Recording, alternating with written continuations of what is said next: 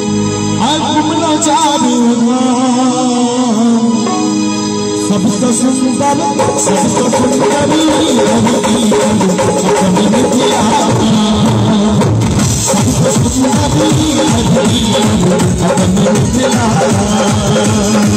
काशी घुमलो मथुरा घुमलो काशी घुमलो मथुरा घुमलो घुमलो चारू सबसे सुंदर सबसे सुंदरी सबसे सुंदरी अपनी मिथिला सबसे सुंदरी अपनी मिथिला सबसे सुंदरी अपनी मिथिला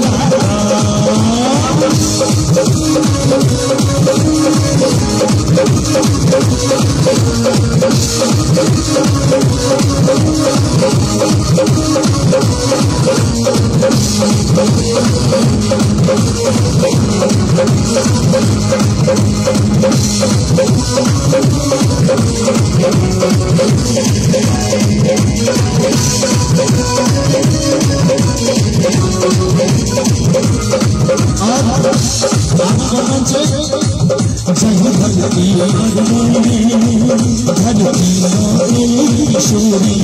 ओ चमक दुलारी श्री राम सियाने जोरी